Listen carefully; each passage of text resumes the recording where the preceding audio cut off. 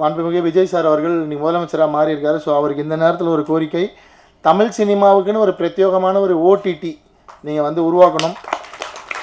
எப்படி மத்திய அரசால் அதை கட்டுப்படுத்தி நடத்த முடியுதோ வெற்றிகரமாக வேவ்ஸ்ன்ற பேரில், அது மாதிரி தமிழ்நாடு அரசும் அதை வந்து நடத்தலாம். நீங்கள் உங்களுக்கு அதை பற்றின புரிதல் நிறைய இருக்கும் விஜய் சார். ஸோ இந்த நேரத்தில் ஒரு கோரிக்கை வச்சுக்கிறேன். என்னென்னா, இப்போது சிலம்ப மாதிரி படங்கள்லாம் நிச்சயமாக ஓடிடி வந்து அவ்வளோ சீக்கிரம் வந்து எட்டி கூட பார்க்க மாட்டாங்க, ப்ரிஃபர் கூட பண்ண மாட்டாங்க.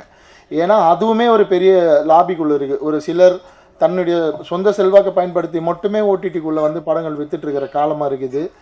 நல்ல படங்கள் எடுத்தாலாம் ஓடிடிக்குள்ளே போகிறது அவ்வளோ ஈஸி இல்லை. நம்ம வந்து அமேசான் மாதிரி ஓடிடி தளங்களில் ஃப்ரீயாக படம் கொடுக்குறோம். படம் பார்த்துட்டு பேப்பர் வியூ ஆப்ஷனில் கொடுங்கன்னா கூட அதுலேயுமே நிறைய உள்ள அரசியல் இருக்குது. எந்த படத்தை உள்ளே கொண்டு வரணும் கொண்டு வரக்கூடாதுன்ற வரைக்கும் நிறைய அரசியல் நடந்துகிட்ருக்கு.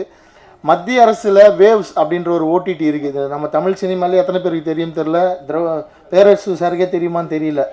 அரசாங்கத்தின் சார்பில் 2024ஆம் ஆண்டு வேவ்ஸ் அப்படின்னு ஒரு ஓடிடி பிரச்சார் பாரதி அஃபிஷியலாகவே லான்ச் பண்ணி இன்றைக்கி அதில் வந்து ஆயிரக்கணக்கான படங்கள் இருக்குது.